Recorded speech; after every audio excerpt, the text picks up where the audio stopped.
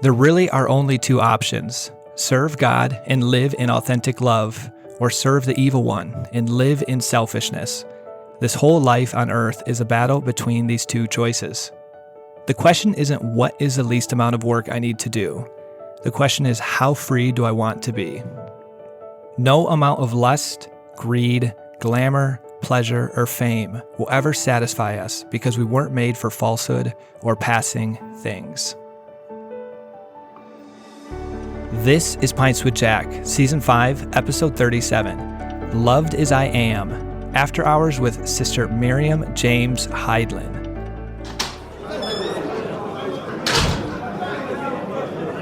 Good morning, everyone. Pints with Jack is your favorite weekly C.S. Lewis podcast, where David, Andrew, and I break down and discuss the works of C.S. Lewis. This season, we've been talking about love, and we've worked our way through Lewis's book, The Four Loves. But today, we have a very special guest.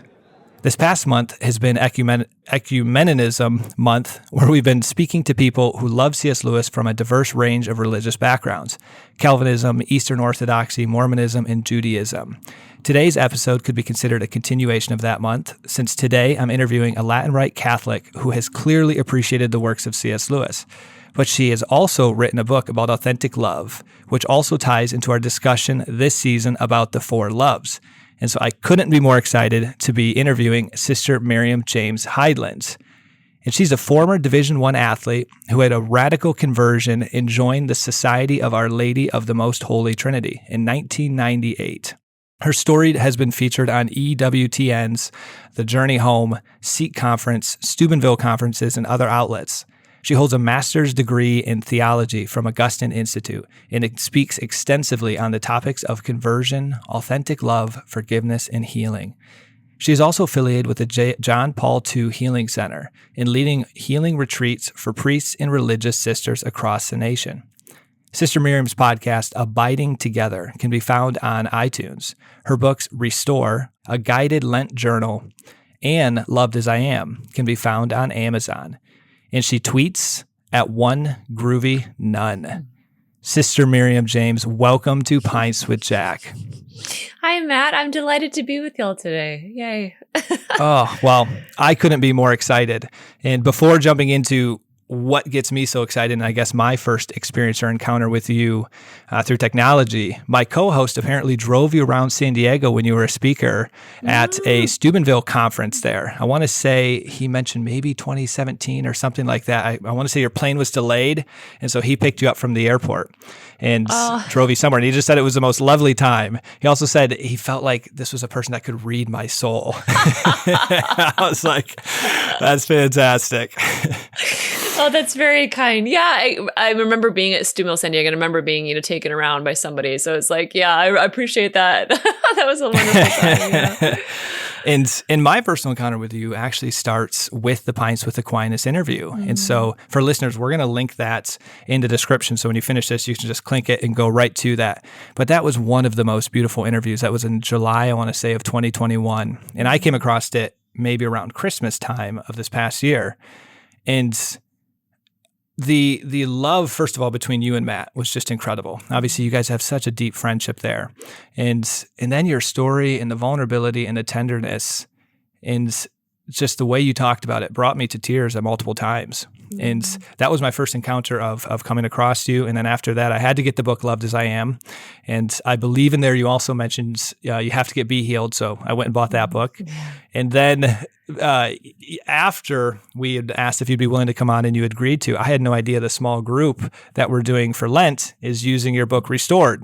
And my goodness, okay. From December to now, you have been a very big part of my journey without even trying to. Yeah, a less creepy version. Okay, yeah. Yes. And so, I mean, the story was just so beautiful there, and it just moved me. And so my hope and prayer with inviting you on was that others can just be able to experience what that authentic love is and looks like. And I think back to the quote that I had in the very beginning of this podcast from your book, where you talk about, you don't want to ask yourself the least amount you need to do, but what do you want to do to be free? And I think that's what I experienced in your interview. I was like, wow, the way her heart is just so flowing with love. And I think what brought me to tears was mine is not. And it was just very evident to me. And it was just a wake up call of, it's because I don't want to go on that journey, the journey that you have to go through that requires vulnerability, dependence, pain, suffering, opening those wounds. We live our life trying to protect it. And so that was just such a beautiful interview. So thank you. I have to imagine that wasn't the easiest interview for yourself. So thank you for doing that. Oh, well, you're very welcome. I'm glad it blessed you. I've known Matt for a long time, and it's just been beautiful to see him grow as a man and as a husband and as a father and as a person. And he came to one of our healing retreats that I do with the John Paul II Healing Center a few years ago. And just to see what the Lord has done in his life since then, it's stunning to behold. And so, yeah, you beheld it, really the world beheld a very tender conversation between two dear friends. And I think that's the beauty of vulnerability. Many speakers and thinkers say we find vulnerability beautiful in others, but we find it odious in ourselves because we think it means a precursor to abandonment or a precursor to shame. And all of us have had, every single human person. I believe it's, I think Dr. Curtis Topman in his book, The Soul of Shame, he talks about how every single one of us has had moments of rejection and moments of abandonment. And that is our fear that if I don't self-protect, I will be abandoned. And so vulnerability feels like one of the four horsemen to abandonment. But what we don't really understand is to be human, he says, is to be vulnerable. Like we pretend we're not, but we are. And what the beautiful thing about Christ, who Jesus is, one of the most beautiful things about him is that he shows us what it means to be human. And I just find endlessly stunning. And it's such a deep, not only conviction, but invitation to my own heart and my daily love story with Jesus is that he doesn't have any self-defense mechanisms. And he doesn't have any areas of self-justification like we do. He doesn't have areas of where his heart is armored up or where he pushes us away because we hurt him or where he's codependent, or he's teaching us what it means to be human. And that kind of life, the life of Jesus Christ, is so radically true and beautiful that we're just like the disciples. We can't even fathom it. And so, especially in this Lenten season, or, I think this will air during the Easter season, but that truth of who Jesus is and what he's trying to accomplish. He's trying to reconcile everything to the Father in us to bring us to what it means to be human. Like, it's just beautiful. Like, that's the kind of God that we have. Yeah. Well, if he's the role model too, is it fair to say if we're opening ourselves to embark on this journey, Jesus was incredibly vulnerable and it brought him to the cross, that for us to do this, we have to be willing to go through that journey with that much kind of pain and suffering? Well, that's the life of Christ, and it's his life in us and our life in his. And I think that's, many times we talk about suffering and we talk about healing and we say, does Jesus want to heal me? Does he want me, does he want me to offer this up, or should I just redemptively suffer? And how about both? Because Dr. Bob Schuchts, the author of Be Healed, he says suffering in communion is healing. So when we talk about how our if we all think of our, just very reverently with Christ, if we all consider some of our deepest wounds, one of the fears we have in those wounds is that I'm all alone there and that nobody understands, that I'm by myself, that I'm isolated, and I can never let anybody in. And so what Jesus is showing us is he comes, and this is not just theological pietism, like the truth that Jesus comes to us as a man. He comes to us as a human being. He's a man like us in all things but sin, and he takes on our sin. He takes on our temptation. He takes on our hunger, our thirst, our desires, our fears, our disappointments. And he's bringing us into his life, and he's sharing his life with us. So that means, that's one of the beautiful things about the covenant of our baptism is that we're never alone. We are never alone. And that if that is true, that we have a covenant that the Lord makes with us in baptism, and a covenant says, I am yours and you are mine forever. That means it gives you and I the safety to allow everything to come out. It means that you and I are never alone. We're never by ourselves. We are never left to figure it out by ourselves or try to, work harder so you can be more lovable. God doesn't think like that. And that's a radically different way of life than what most of us are used to. And you spoke so beautifully on I think you did it on the Matt Fradd podcast, but then also I listened to is it Restore the Glory podcast where you also were on there. And, I had the great joy of interviewing Father Mark Mary maybe 6 months ago. And he spoke very similar and uses almost the exact same words that you use, that Jesus honors us. Like he's so tender and caring. Because in his case, I'd asked him, after you decided to become a priest, was there some deep, strong doubts where there's parts where you were really having a hard time? And he actually said he felt like God honored him on that. He didn't give him more than he couldn't handle. He was very tender on that journey because he gave his heart and his life over to him. And that's something probably due to my own wounds. I struggle with trusting almost that love and that tenderness and that compassion. And you almost think of like what a human would do when you're vulnerable rather than Jesus. And you use that same language. I remember Jesus was so honoring. Oh, he is. And I think you made a really great point there of, what do humans do when we're vulnerable? Like those experiences that we have. And I've never met anybody so considerate of human free will other than Jesus. God, I don't, the divine, you talk about the divine and, Jesus is divine and human, but you talk about, God is the divine family, the divine persons, and Father, Son, and Holy Spirit, and how in our creation, we're given the gift of free will. And God is the only person who never will ever violate it. Like you and I all the time, we're trying to get people to do what we want them to do and think it's their idea, but it's really ours, and we want to control and we want to, because we're afraid. And so we try to tell people what to do, or we try to dominate, or we try to, and that's just our way of self-protection. But the Lord does not do that. And I tell you, as I just continue on my journey, like, thank God I'm, always on a journey because love never ends. And it's like, every time I get to a new level of healing in my life, I'm like, okay, Lord, this is the place where you're going to reject me, or this is a place where, you're going to tell me I need to do this or this. And the Lord always speaks the truth to me. He always does. And in that truth is a deep reverence for me as a person. And that gives us the safety, because like we talk about how we only heal from what we feel safe to heal from. And so safety is what gives us the ability to open our hearts, to let down our guard, to be seen. And that comes through the love of God, which he reveals to us over time, little by little. Well, how about we start with, we kind of just jumped in here. I love when these questions just kind of pop up, but how about we take a step back and start with, as listeners are already experiencing, you just have such a beautiful heart, and you have a journey that wasn't always easy, to say the least. And then you had an encounter with authentic love, and now that authentic love is just pouring out of you. What was that journey like, kind of prior to the encounter and maybe after the encounter?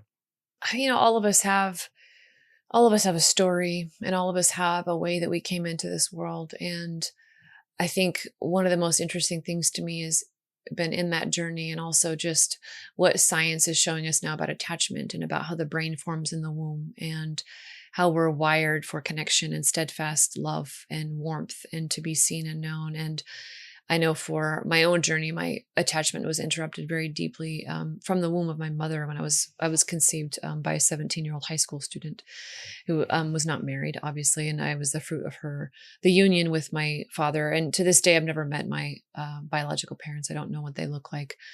But it just kind of journeying in my own story, I really have a deep intuition that my mother at some point thought of aborting me. And so, when you think about just child in the womb, and we don't even kind of really ponder these things, but a child in the womb, like for you, Matt, like for all of us, there were stories told about you before you were even born. Like there was a song sung over you, and plans for you, and hopes for you, and a whole milieu that you entered into, the emotional state of your mama, of your dad at the time, what was happening in their lives, where you fit in the system of the family. And so those things start very young. And I really believe, and it's not obviously an extrinsic memory, but we talk about emotional memories, intrinsic memories of just being unwanted even from the very beginning. And so that for me was probably the deepest break point. The deepest bond is between a mother and her child. And so for me, that was the deepest break point. And then, so just from there, then I was put in a foster home for 3 months, and then I was adopted. And my adoptive parents, they love me very, very much. But, adoptive parents cannot heal the original trauma. They can be a support system and a network around it to reveal authentic love, a love that doesn't leave, a love that doesn't reject. And that's very important. But adoption's born out of both beauty and sorrow. And a lot of times people can't hold that tension. And so adoptive parents can't heal the original wound. They can be there to process, but the child must go through that journey of the questions and the wound of abandonment and rejection. And it affects every child differently. But I know for myself, those were deep places. And then I was sexually abused at the age of 11. And then I started drinking when I was 12. And then I had more sexual violation when I was 13. And so my way of handling my brokenness was to not tell anybody, and then to just become very promiscuous and just I was an alcoholic by the time I was a teenager. And then I played Division I volleyball in college, and I went to work for ESPN, and I had managed my life so carefully that, I'm old, so there was no cell phones back then, or there was no Instagram or anything, but I had a very carefully scripted narrative of things that I can tell you freely now after many years of healing, many, many years of healing, that I couldn't even admit to myself.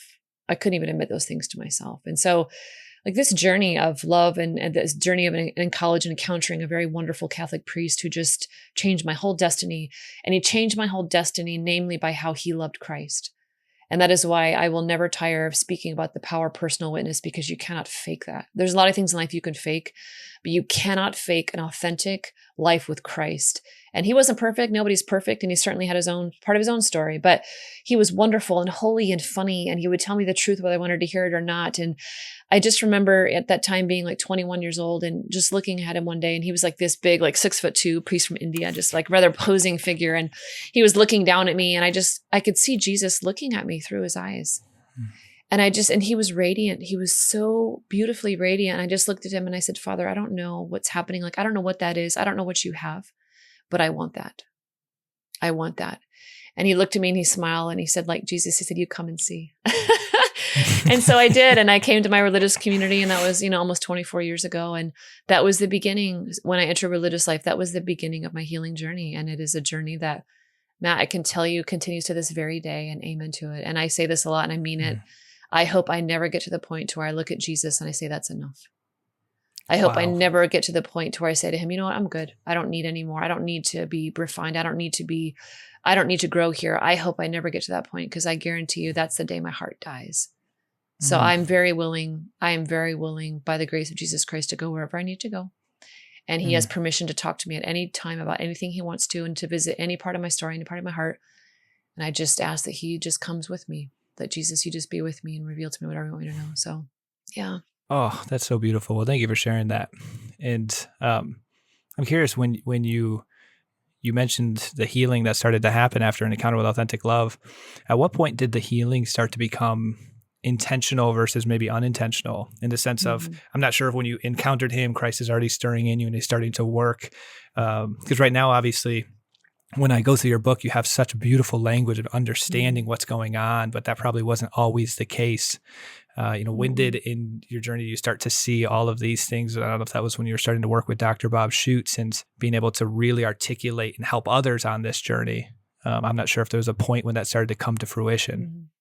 Actually, yeah, there was a concrete moment. And so I would say 7 years into my religious life, I was newly professed. So that means I had newly made like my vows to Jesus, poverty, chastity, obedience. And so I was sent at a very young age to start a mission and to run a house of novices, which means I'm training younger sisters. And I was just in way over my own head, and I was just outmanned, and I didn't have the tools to cope, really. I mean, on the outside, it probably looked like I was doing a good job, but interiorly I didn't have the tools to cope. And I just remember we didn't have a convent yet. We lived in this tiny little apartment where we had the Blessed Sacrament in the closet of this like shag rug big apartment before we could move into the convent. And I just remember sitting on the floor of that shag rug hallway, and I had my head against the wall, and I was just looking at Jesus and the monstrance during Holy Hour. And I just remember saying to him, I can't do this. I cannot do this. And that was the first real realization. It was just this real realization that maybe the things that had happened to me as a little girl, and the things that I'd never talked about, the things that I never wanted to admit to, maybe those things were actually having just a profound effect upon my life, in my day-to-day life. And that was over 17 years ago now. And that was the beginning of a very concerted, intentional healing journey that the Lord opened up the doors to. But I was like voracious about it. And I still am. Like, I'm willing to do whatever I need to do. I started reading. I started trying to understand what my hurts were. You name it, therapy, you name it. And so, yeah, it's very, and more is always revealed. That's a beautiful thing. It's like, oh, I get to learn more every day. So that's wonderful. Yeah. Well, I'm encouraged. I struggle with that word, but encouraged to hear that because I had something a little bit similar, and I won't go into details here, but maybe for the listeners at some point in the future. But as I became Catholic, more or less really dove into it with the rosary and the Mass daily and adoration, maybe 2014, 2015, and things were going beautiful. And I didn't really realize the wounds that I had. And then it was 2020, the pandemic, that really started to reveal them. And then I thought, okay, this is just external stressors. It'll all rectify itself when it's done. And then I realized, wait, no, this isn't. And it was the first time they kind of came to the surface. And then it was your interview that really made me, if I had to put a decisive moment, like, I have to get intentional about this. I described it to a friend recently. I was like a high functioning wounded person. You can really go through life just kind of surviving. And I was like, I want to thrive more than just survive. And so that's what my hope too with listeners as they hear this is this can be maybe a moment that spurs them into realizing that there's another level of intentionality that can be just so beautiful with this. And I was intending to jump to a little bit of C.S. Lewis here, but we can always circle back to that later. I'd love to hear, when a person becomes intentional, let's say someone is listening to this and says, you know what, I do see that I might have some needs for this, and they want to get intentional on this healing journey.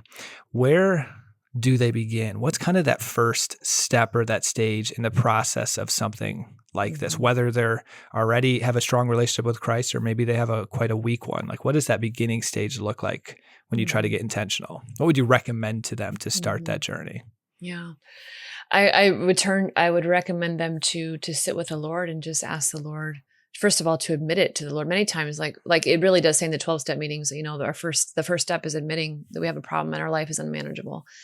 And it is sitting with the Lord and admitting, Lord, whatever. And we always talk about like our most pressing symptom. So all of us have like a most pressing symptom. So, and like you said, just so beautifully, and I just want to honor your heart there and your story of just of the wounds coming to the surface, which feels like death, doesn't it? And it's like, I've tried so hard my whole life to get these things to go away.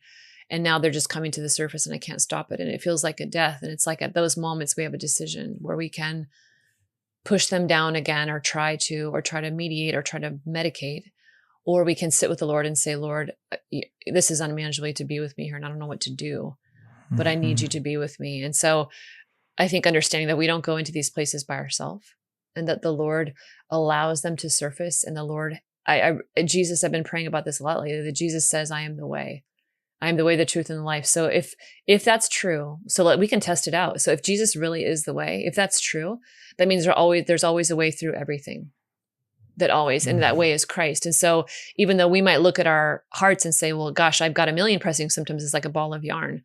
Well, what is the first right step for you? And what is that first thing for you? And I think going from there, and because it's easy, like for Lent, like we give up 600 things, and by the Friday of Lent, we're like already. It's like I'm like, dude, just pick one, and just pick one thing and do it well, And if that's fine if it breaks you, like we're fine with that. But it's like, oh my gosh, But yeah, I think that, and I mean, I recommend to Christians of every denomination, even like non-believers, like Dr. Bob's book, Be Healed, is so helpful in kind of parsing that out of like, where do you go? Like, what is the next right step? But I think pretending like, so we all have a choice every day. Like when these things come to the surface, I can turn to my self-reliance and try to manage it myself and try to fix it myself and make myself seemingly lovable.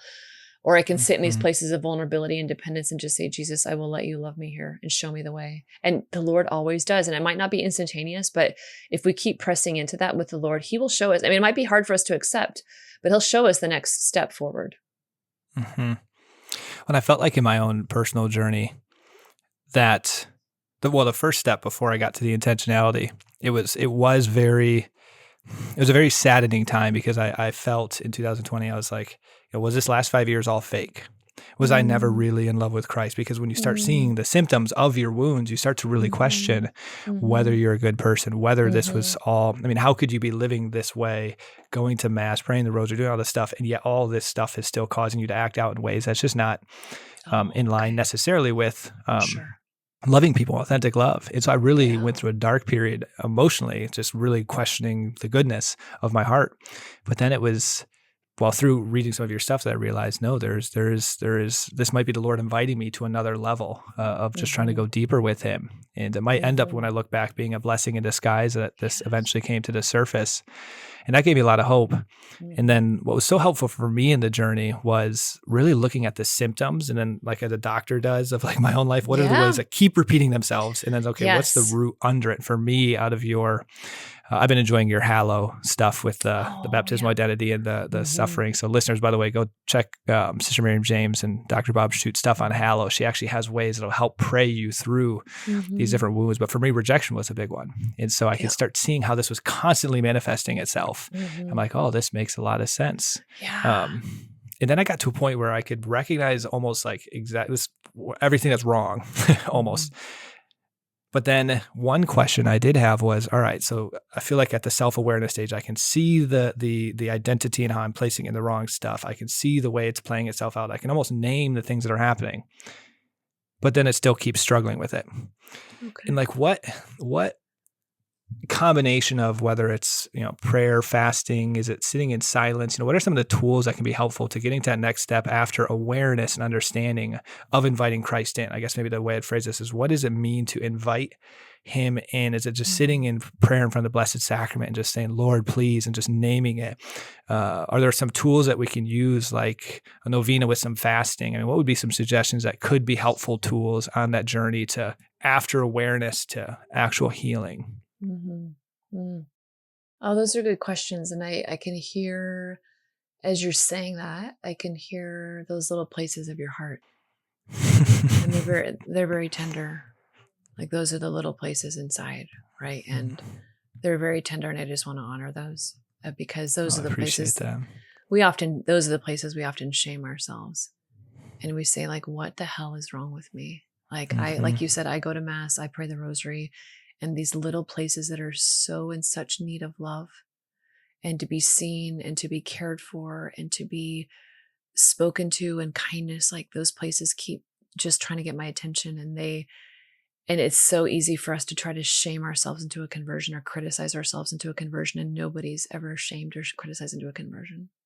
And it's really in these places of sitting with the Lord in these places. And like, however we're acting out, whether it's, all of us have our own tendencies, and like you said beautifully, Matt, like that wound of rejection, I think all of us have like 1, 2, or 3, like major, like I call them break points in the foundation of our soul.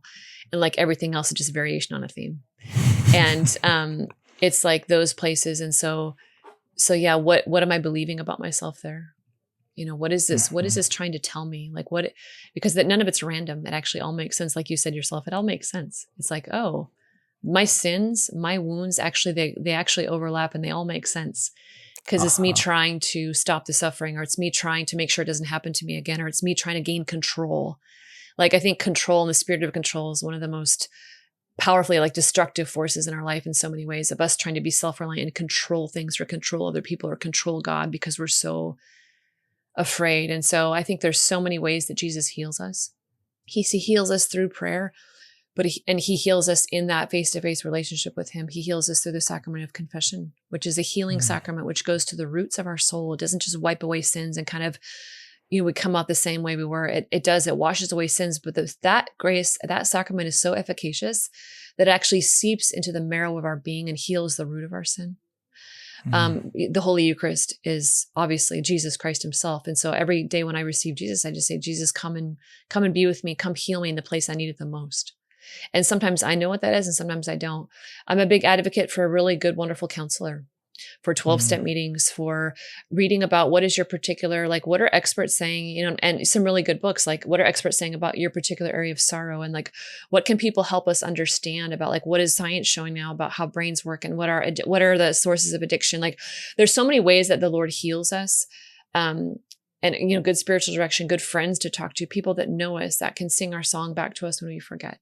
So there's so many ways forward, but the self-reliance and us trying to fix ourselves is not going to work. And I say this often, and I say it much to myself as I say it to you, is that Jesus Christ does not come to fix us. He comes to bring us in the wholeness and communion. And so often we just want to be fixed. And like, Lord, just fix me. I'm going to go my way. And Lord's like, I love you too much to fix you. I want to be in a relationship with you. Can you just be with me here? So.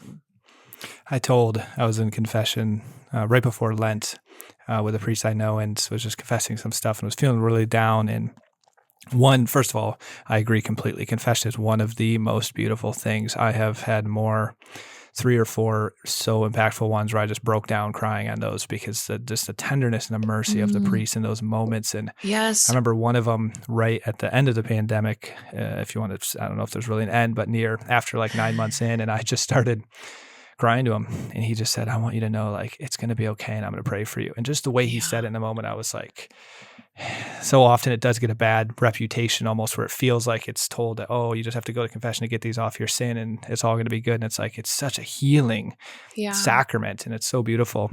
But I was in one right before Lent, and I was telling the priest, we started talking about Lent, and I'm like, oh, I'm so excited. I'm doing this Exodus 90 stuff. I'm going to be doing Sister Miriam James' book. I bought a journal just to answer all the questions, and I can't wait to be healed at the end of it. And he takes a step back. He goes, you might not be healed at the end of it. And so I like that language you use of it's an invitation to communion with him. It doesn't necessarily mean everything's going to be fixed and everything's going to be made right per se. And that was just such beautiful language. And he really stressed that with me. Well, I think you're just being honest, because all of us just want to arrive already for the love of Pete. Can we just arrive, and can we stop being so needy and stop being so in need of grace? And my spiritual director, he's an exorcist, and he says he really believes, like, it's his own personal opinion, but he said, I really believe God allows us to have weaknesses for 2 reasons. Number 1, so that we know that we need him. And number 2 is that so we know that he's a giver of good gifts. And I said, that's so beautiful. That's so good, because it is terrifying for us as human beings to be in need and to be dependent and to be vulnerable. Like we were talking about at the very beginning, like we are so convinced that means we're going to be rejected. And with the Lord, we're never rejected. He never rejects us. Well, and you were talking about, we all want to jump to the end. And actually I had asked some of our listeners to send in some questions. And one that someone asked was, how do we balance being loved as I am? And we're in this journey, and we're trying to heal and maybe get towards a destination, but we know that could take time. And being still plagued with the same sins and symptoms and brokenness. And so just sitting in that tension of I am loved as I am, but the stuff I'm doing is not very lovable. And what is that? He really asked, what does that look like, wrestling with that tension, if that's even a tension?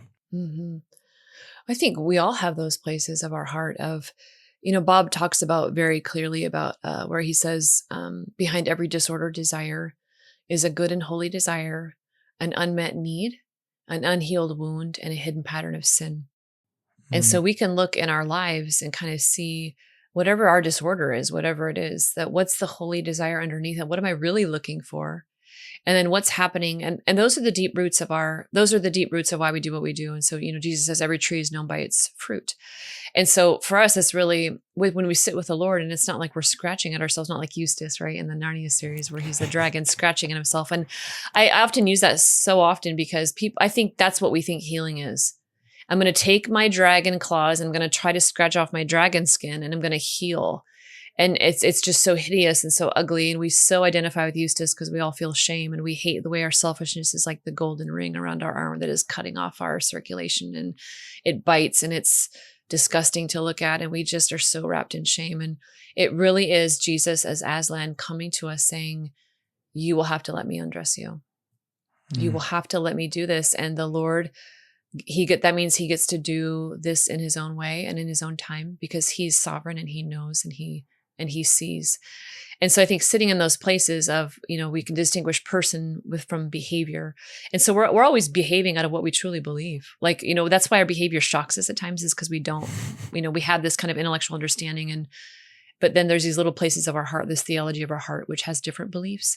That's why Jesus is so interested in coming to sit beside us and to transform what we believe about ourselves, about other people, about God, about him.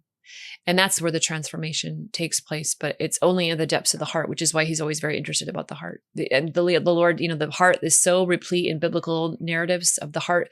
Guard your heart, from the fullness of the heart, the mouth speaks. Wherever your treasure is, there your heart will be. And so these things matter. And so we must allow Jesus to reveal himself in the depths of our hearts, and he won't force his way in there. And I love the Eustace metaphor. That was, I still actually, despite doing a C.S. Lewis podcast, I've not read all of the Narnia books. And so what we're doing is, because I'm the one host that hasn't, after every season we read one. And so we just did The Voyage of the Dawn Treader. And how lovely. I thought that scene was one of the most beautiful scenes, because there is so much wisdom into trying yourself. It comes back. It's like, that's what we all do at first. We try. We get, feels like a little progress for a second. And then it comes back. And then there comes a point where you just surrender and you let the Lord do it.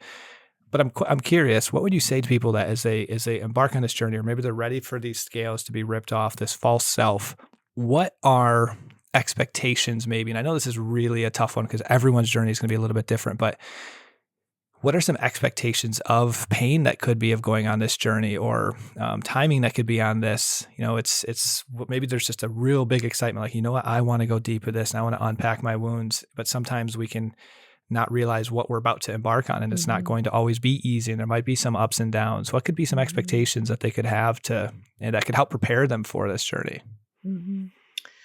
That it's a lifelong journey, because it's a journey of love, and love never ends, right?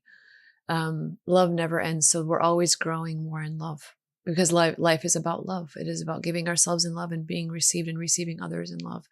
So that is our whole order is toward love, the truth of who we are and who God is. And so I think we can expect that the Lord is going to lead us, that we're not going to lead ourselves. Like even in Lent, the Holy Spirit leads Jesus into the desert. We're not taking ourselves there. So we're going to let the Lord lead us.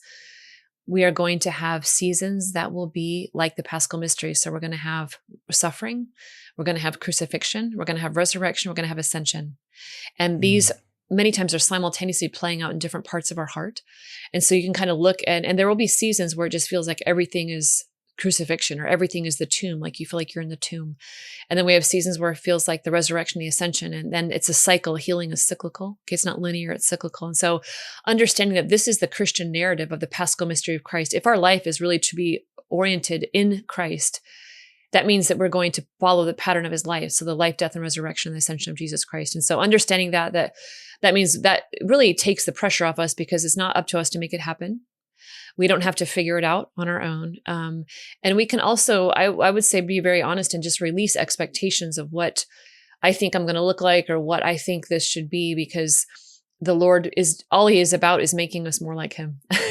So he's freeing us. Like it's very, there's a legend of Michelangelo who sculpted the David, and the Pietà, and the legend of that David, if you've ever seen the David, which is this beautiful sculpture of David, the shepherd, as he's getting ready to go into battle to fight Goliath.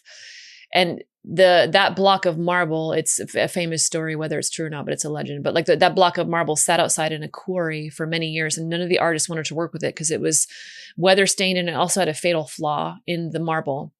And so it was passed over by every other artist. But Michelangelo supposedly said when he saw that block of marble, he saw the David in it already.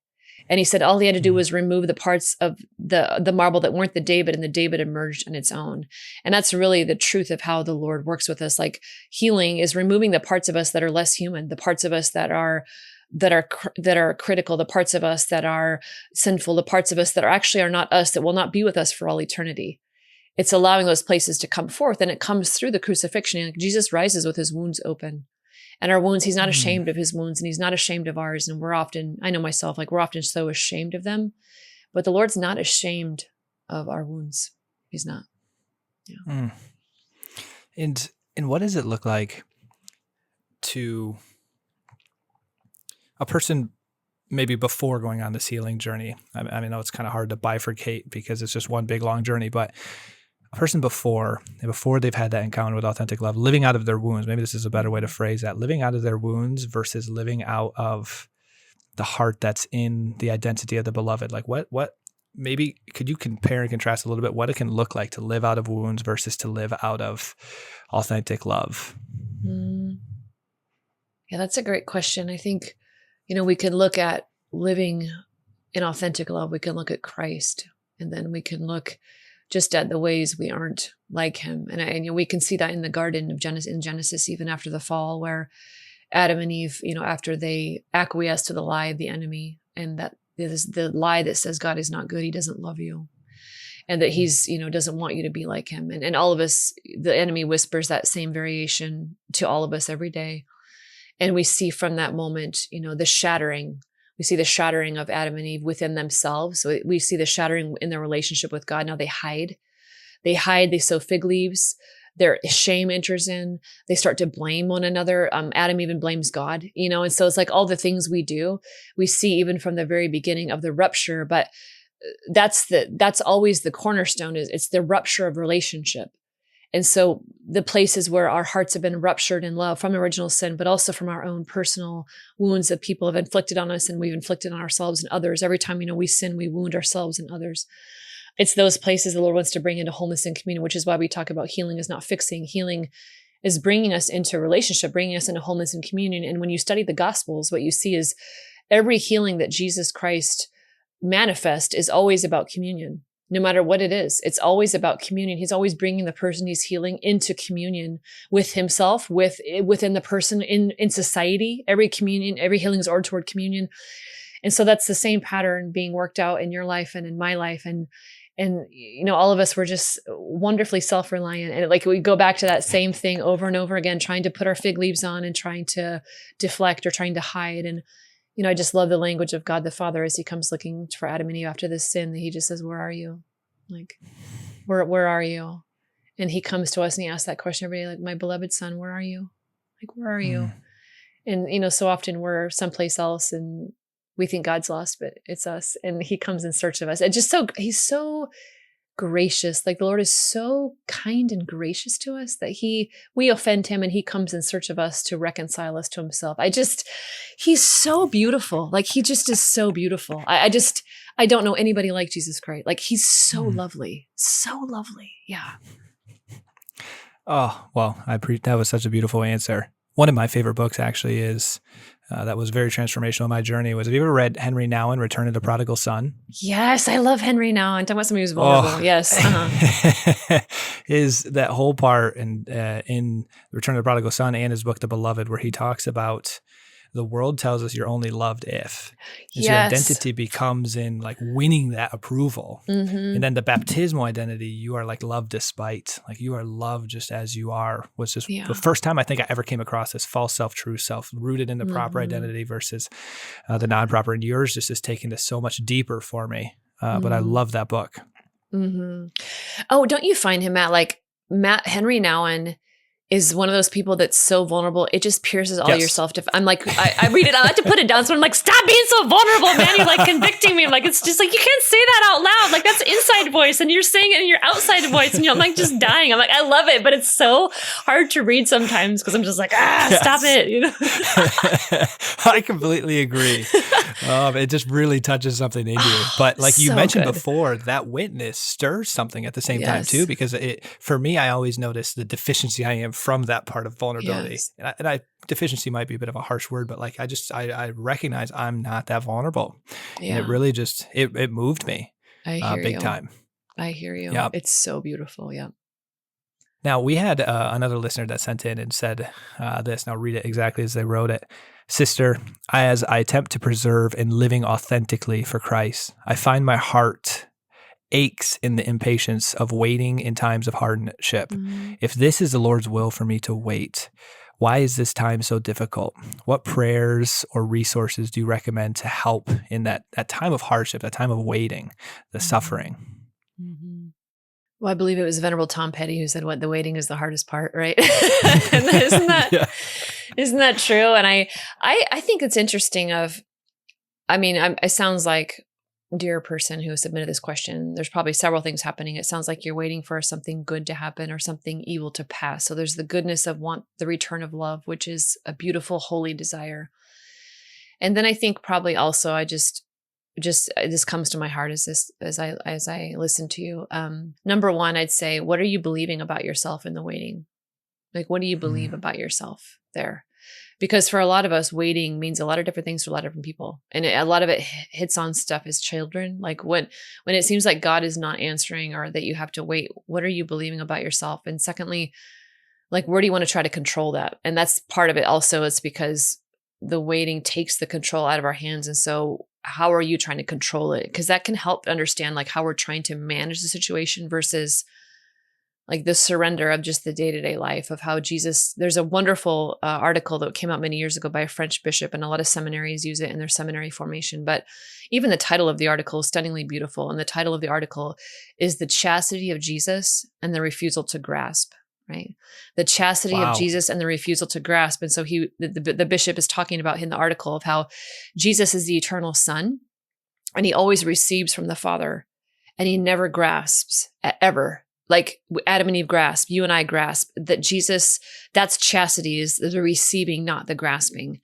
And so what these moments in our life, these tests, so to speak, they reveal what's in our heart, and they reveal the truth of what's happening in our heart. So where do I want to grasp to make it happen, or put it on my own terms, or get somebody to convert so then my life is better? Like, it's codependency. So it's like, yeah, I just think these are really important things for us to sit with the Lord and kind of ask ourselves with the Lord these questions, because it's going to tell us a lot about our hearts.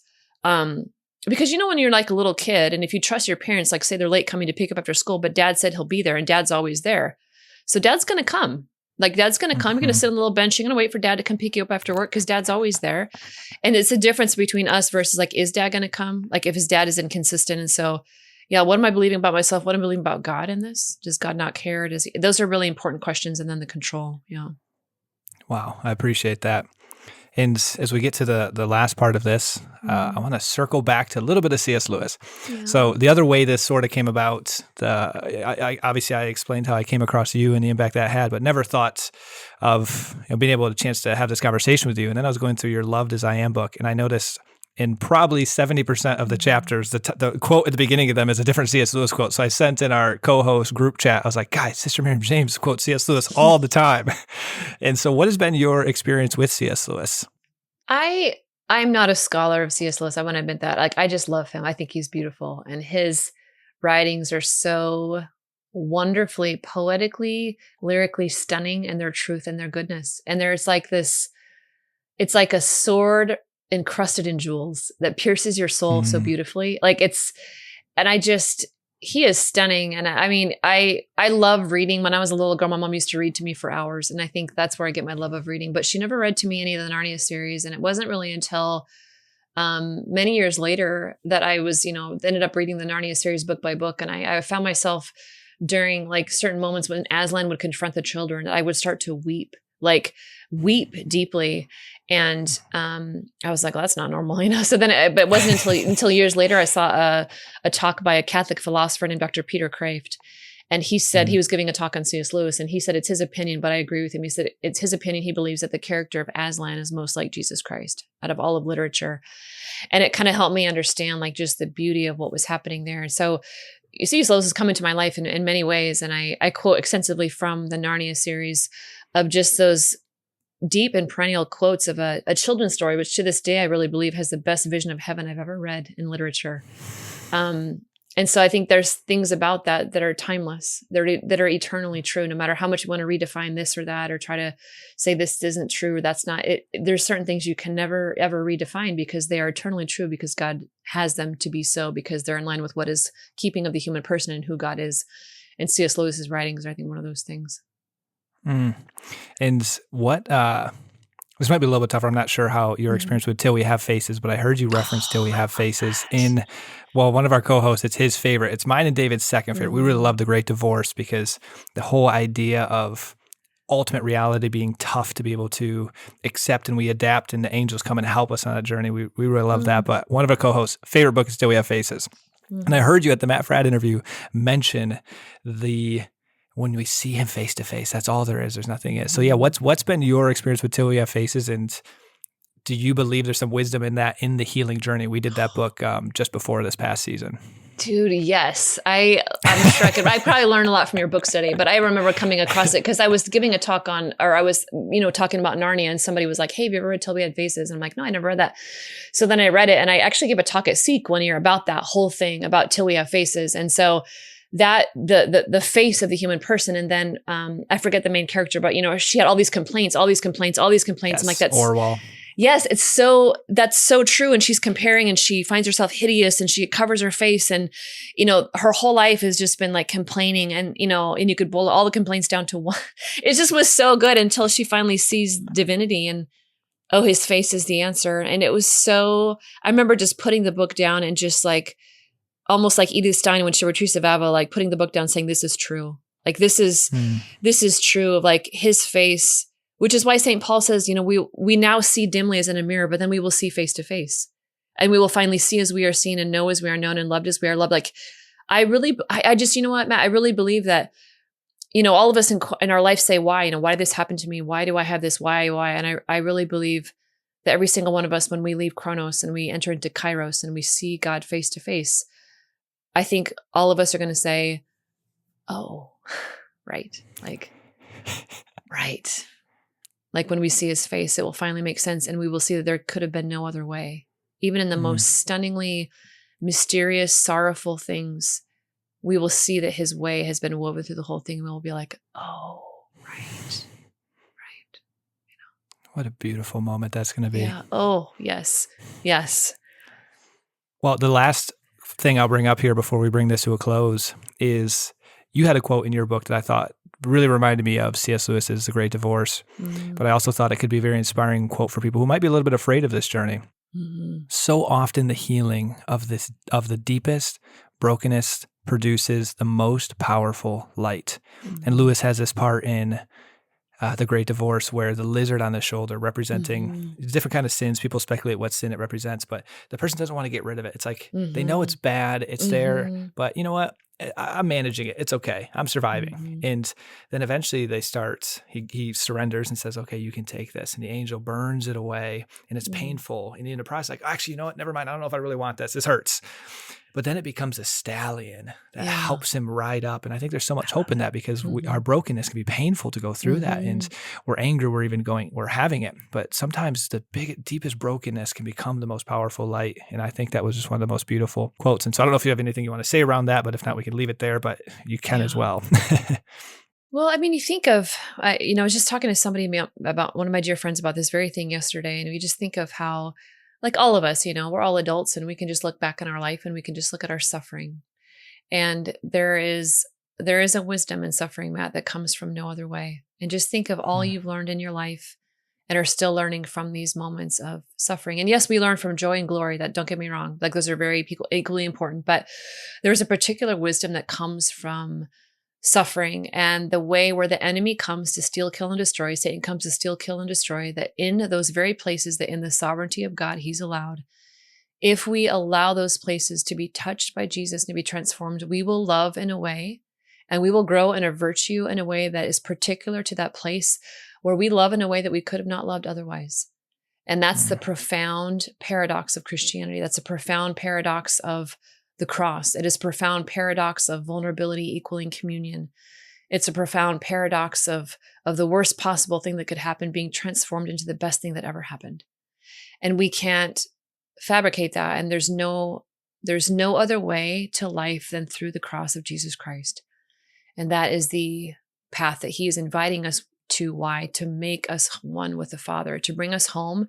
As C.S. Lewis says, it's like a book which no one on earth has read and which goes on forever and in which every chapter is better than the one before. And that's why we ache for it. And that's where we're going. So it's worth it.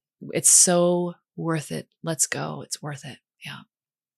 What a beautiful way to bring this to a closure. But before we sign off, where can listeners find a little bit more about you if they're interested in some of the resources that you've written and dive more into this with you?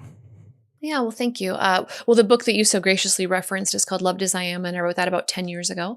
And then I have a recent book called Restore, which you're going through Lent, which is more of just a kind of like, hey, here's what I've learned in the last 10 years, So that's a beautiful glimpse into your heart. I have a podcast called Abiding Together with two of my very dear friends, and we're in our 11th season now. We've had about 9 million downloads of our podcast. And so that's incredible. Yeah, it's just people just really are blessed by just our friendship and what we're learning. Like we're not perfect. We're just trying to learn like you. So that a lot of videos on YouTube, the Matt Fred interview, like you said. But really, you know what? My heart, my real heart is that people encounter Jesus, like that people really encounter the particular love that he has for them and the truth of just your immense goodness, that God is for you. He is for you and he's never leaving you.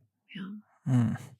Oh, well, thank you for that. And thank you from the bottom of my heart for coming on. This has been the biggest honor to me and privilege. And like I said, I was so nervous for this one because just the impact that you've already had in my life, and it was just felt like God bringing us all together. So thank you so much for coming on, and really greatly appreciate it.